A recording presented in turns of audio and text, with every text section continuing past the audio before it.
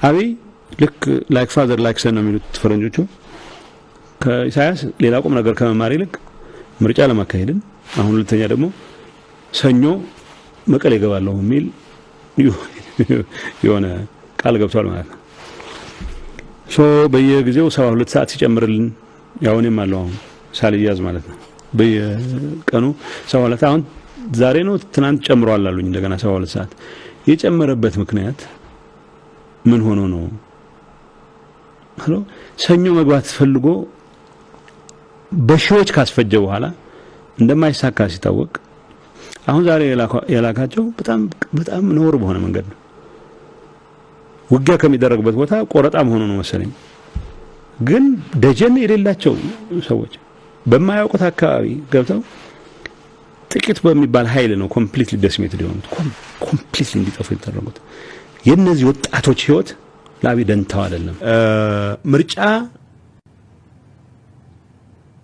ላለማድረግ ተብሎ ምርጫ ለማድረግ ወሰኑት ደግሞ ለበሽታ ምናምን ሲባል አይደለም። ለአንድ ግለሰብ የለየለት አምባገነንነት መሰረት ለመጣል በተደረገ እንቅስቃሴ ውስጥ የድራማ አካል ሆኖ የገባ ኃይል አሁን ተመልሶ ትግራይ ውስጥ ይደረጋል። ትግራይ ኮሚሽን አቋቁሞ ምርጫ አድርጓል። 2.7 ሚሊዮን ህዝብ ወጥቶ ቮት አድርጓል። በምን ሞራል ብቃት ነው? ድራማ ነው ብለሽ ካላመንሽ በስተቀር አመል ነው። እነዚህ ሰዎች ሁሉንም በድራማ መልኩ ስለሚያስኬዱት የትግራይ ህዝብ ያደረገው ምርጫም ድራማ ነው የሚል እምነት አላቸው። ለህዝብ አክብሮት ቢኖራቸው ኖሮ ይህን የሚያክል ህዝብ ያደረገውን ምርጫ በሚመለከት እንዴት ነው መስተናገድ ያለበት የሚል ሲሪየስ የሆነ ዲስከሽን ተደርጎ ዲያሎግ ሀገራዊ ዲያሎግ እንደው መታሰብ ያለበት ይሄን ማድረግ ከቻሉ እውነት እንደሚሉት ኮሮናን ተቋቁሞ ምርጫ ማድረግ ከቻሉ እውነትም ጥፋቱ የኛ ነበር ማለት ነው የሚል ንስሐ ገብተች ነው በአደባባይ ሰኞ መቀሌ እንገናኛለን ቀጠሮ ነበራቸው ማለት ነው። ወይ ነጮች ቃል ተገብቷል ማለት ነው። ይሄ እስከመቼ ይቀጥላል የሚለው ነገር ነው። አሁን መቀሌ ገባ የኔ ርዕስ አይደለም። አዘማረ ፋክት አሁን ይሄ ኃይል ትግራይን ማስተዳደር አይችልም። ዳትማቻ ካናሽሩ መቀሌ እኮ በሄሊኮፕተር ሰዎች ያስወርድ ይችላል። ዋት እና ወረዳ ጠርቶ በቃ ካሁን በኋላ እኔ ነኝ ሊላቸው ነው።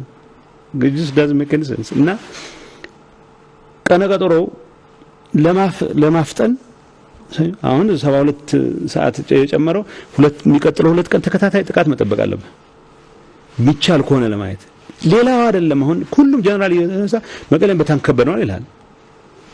እኔም መላልሳለሁ መቀሌ ዙሪያ ስራ ስላለብኝ ወደ ይላል ታንክ ስላለ ስለሌላ አይደለም።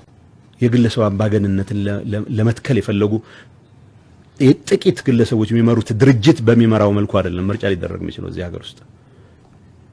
አገሪቱን ወደ እስር ቤትነት ከቀየርክ በኋላ የሀገሪቱ አይሁድ አገሪቱ ውስጥ አሉ የሚባሉ ተቃዋሚዎች በዋናነት 90% የሚባሉትን አስረህ ካደረክ በኋላ ምርጫ አደርጋለሁ የሚል ጨዋታ ኤንድ ድፍረታቸው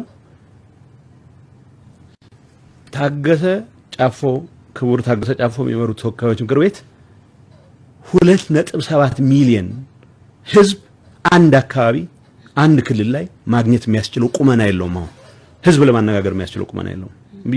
በምን ስሌት አበል ስለተጨመረልሽ ቤት ስለተሰጠሽ ፓርላማ አባል ተብለሽ ስለዚህ የኛም ስልጣን ተራዝሟል ተብለሽ ስለተሰጠሽ የዚህ ድራማ አካል እነሱ በሚያስቡት ድራማ ልክ ነው የትግራይ ህዝብ ድራማ የተጫወቱ ብሎ ነው የሚያምኑት። የትግራይ ህዝብ ሲሪየስሊ ነው ምርጫውን ያካሄደው።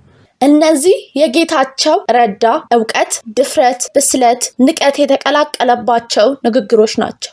የጠቅላይ ሚኒስትር አብይ የምስራቅ አፍሪካ ጉዳዮች አማካሪ ሆነው የተሾሙት አቶ ጌታቸው በአሁኑ ወቅት በትግራይ ፖለቲካ ውስጥ ጎልተው ከሚታዩ ፖለቲከኞች መካከል ቀዳሚ ናቸው።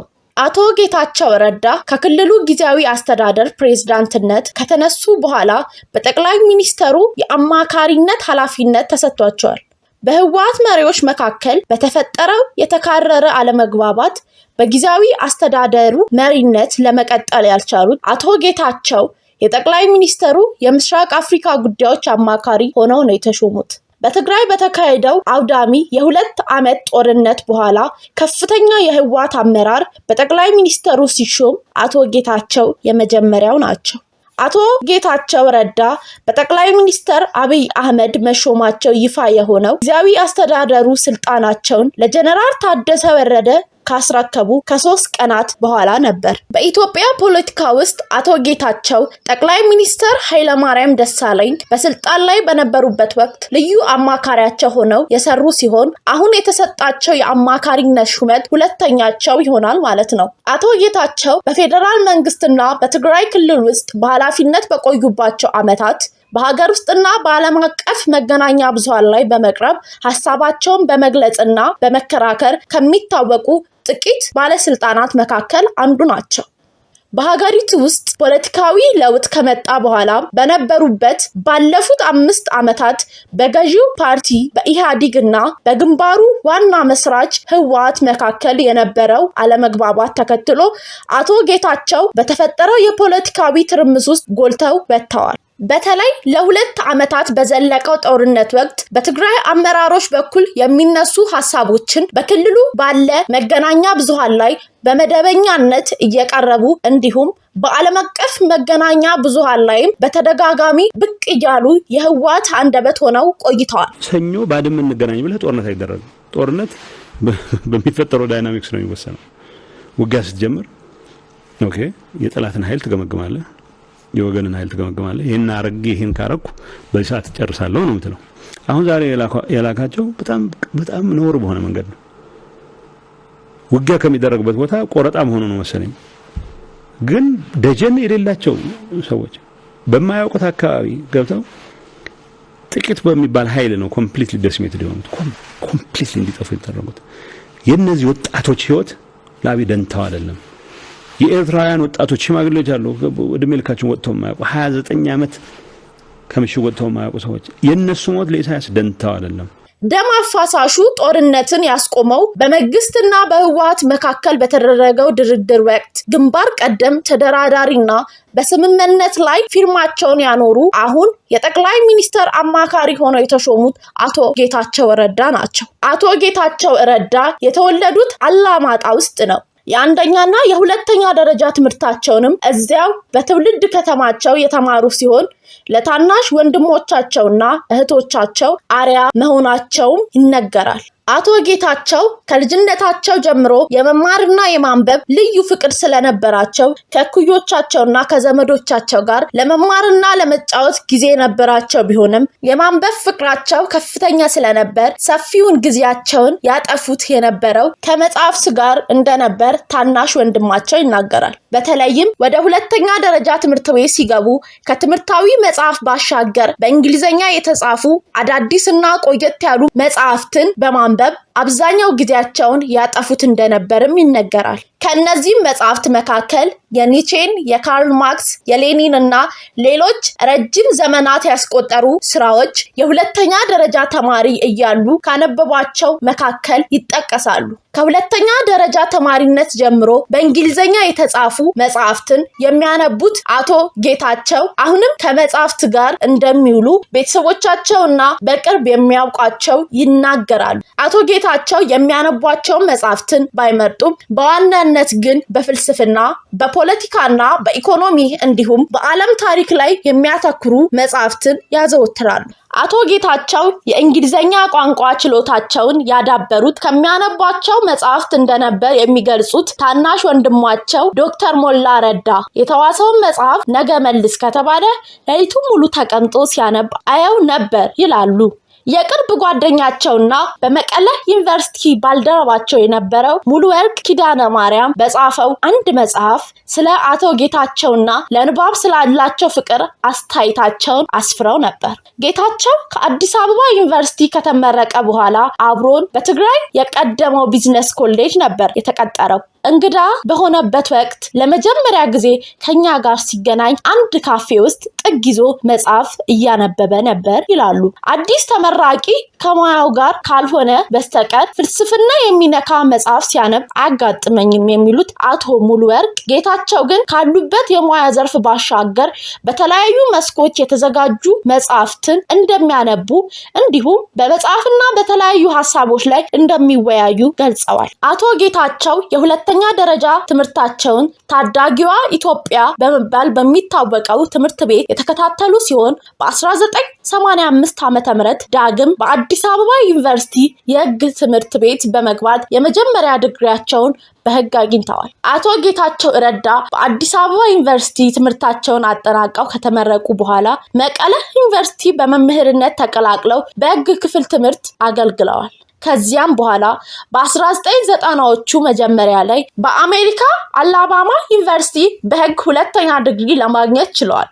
ከዚያ በኋላ ወደ መቀለ ዩኒቨርሲቲ ተመልሰው ማስተማር የቀጠሉ ቢሆንም ብዙም ሳይቆዩ በ1997 በውጭ ጉዳይ ሚኒስቴር ውስጥ በኃላፊነት ተመድበው ወደ አዲስ አበባ አቀኑ። ከምርጫ 1997 ዓ.ም በኋላ በተፈጠረው ፖለቲካዊ ቀውስ ኢህአዲግ ከባድ ፈተና ገጥሞት የነበረ ሲሆን አቶ ጌታቸው ፓርቲያቸው እንደ ጠላት ሲመለከታቸው በነበሩ የግል ጋዜጠኞች ላይ የድርጅታቸውን ሐሳብ የሚገልጽ ጽሑፍ ያወጡ ነበር።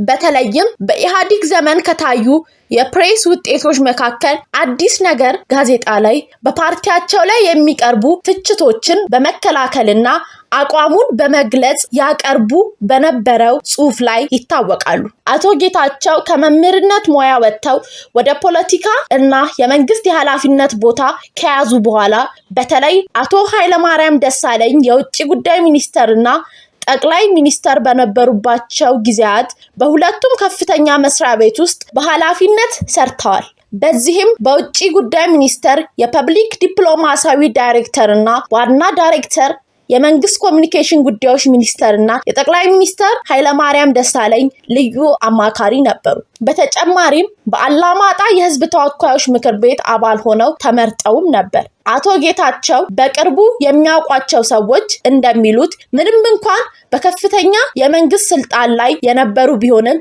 ቀለል ያለ ህይወት የሚመሩና ወደ ፈለጉት ቦታ ያለ አጃቢ በራሳቸው መሄድና መቆየት የሚመርጡ ናቸው።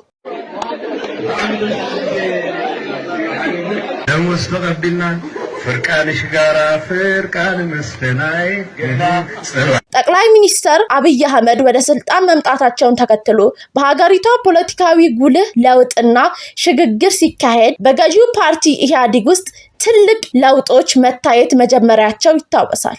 በዚህም ምክንያት ግንባሩን ከመሰረቱት 4 የፖለቲካ ፓርቲዎች መካከል ዋነኛው የሆነው ህወሓት በብዙ መልኩ ከአዲሱ መንግስትና ከሚወስዳቸው እርምጃዎች ጋር መጣጣም ባለመቻሉ ከኢህአዲግ ራሱን አግልሎ ነበር።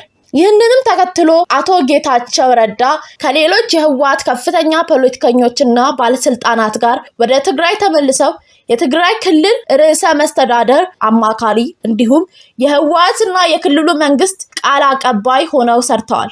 አቶ ጌታቸው በፖለቲካና በህዝብ ግንኙነት ዘርፍ የህወሓት ቁልፍ ሰው መሆናቸው በተለይ ባለፉት 2 ዓመታት አስመስክረዋል። በመንግስትና በህወሓት መካከል በፕሪቶሪያና በናይሮቢ በተደረጉት ድርድሮች ወቅት ከፊት መስመር ላይ እንደነበሩ በግልጽ ታይቷል።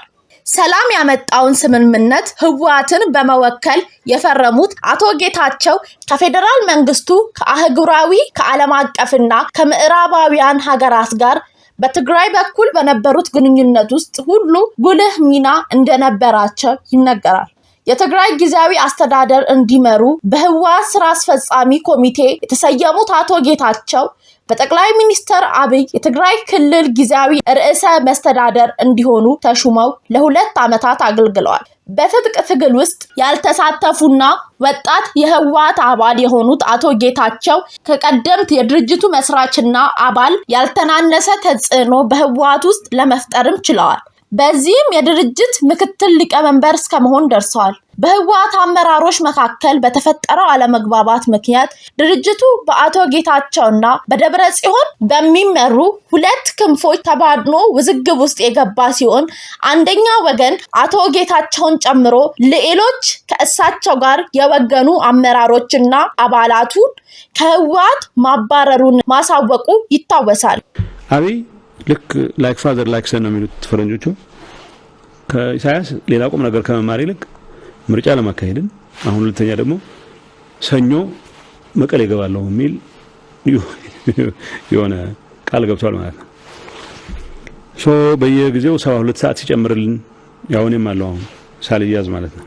በየቀኑ 72 አሁን ዛሬ ነው ትናንት ጨምሯል አሉኝ እንደገና 72 ሰዓት። የጨመረበት ምክንያት ምን ሆኖ ነው? ሰኞ መግባት ፈልጎ በሺዎች ካስፈጀ በኋላ እንደማይሳካ ሲታወቅ አሁን ዛሬ የላካቸው በጣም ነውር በሆነ መንገድ ነው። ውጊያ ከሚደረግበት ቦታ ቆረጣ መሆኑ ነው መሰለኝ። ግን ደጀን የሌላቸው ሰዎች በማያውቁት አካባቢ ገብተው ጥቂት በሚባል ኃይል ነው ኮምፕሊትሊ ዲስሜትድ የሆኑት፣ ኮምፕሊትሊ እንዲጠፉ የተደረጉት። የነዚህ ወጣቶች ህይወት ለአብይ ደንታው አይደለም። ምርጫ ላለማድረግ ተብሎ ምርጫ ለማድረግ የወሰኑት ደግሞ ለበሽታ ምናምን ሲባል አይደለም፣ ለአንድ ግለሰብ የለየለት አምባገነንነት መሰረት ለመጣል በተደረገ እንቅስቃሴ ውስጥ የድራማ አካል ሆኖ የገባ ኃይል አሁን መልሶ ትግራይ ውስጥ ይደረጋል። ትግራይ ኮሚሽን አቋቁሞ ምርጫ አድርጓል።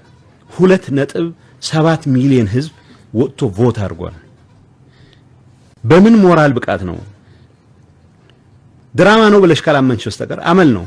እነዚህ ሰዎች ሁሉንም በድራማ መልኩ ስለሚያስኬዱት የትግራይ ህዝብ ያደረገው ምርጫም ድራማ ነው የሚል እምነት አላቸው። ለህዝብ አክብሮት ቢኖራቸው ኖሮ ይህን የሚያክል ህዝብ ያደረገውን ምርጫ በሚመለከት እንዴት ነው መስተናገድ ያለበት የሚል ሲሪየስ የሆነ ዲስከሽን ተደርጎ ዲያሎግ፣ ሀገራዊ ዲያሎግ እንደው መታሰብ ያለበት ይሄን ማድረግ ከቻሉ እውነት እንደሚሉት ኮሮናን ተቋቁሞ ምርጫ ማድረግ ከቻሉ እውነትም ጥፋቱ የኛ ነበር ማለት ነው የሚል ንስሐ ገብተች ነው በአደባባይ ሰኞ መቀሌ እንገናኛለን ቀጠሮ ነበራቸው ማለት ነው። ወይ ለነጮች ቃል ተገብቷል ማለት ነው። ይሄ እስከ መቼ ይቀጥላል የሚለው ነገር ነው። አሁን መቀሌ ገባል የኔ ርዕስ አይደለም። አዘማረ ፋክት አሁን ይሄ ኃይል ትግራይን ማስተዳደር አይችልም። ዳትማቻ ካናሽሩ መቀሌ እኮ በሄሊኮፕተር ሰዎች ያስወርድ ይችላል። ዋት እና ወረዳ ጠርቶ በቃ ካሁን በኋላ እኔ ነኝ ሊላቸው ነው።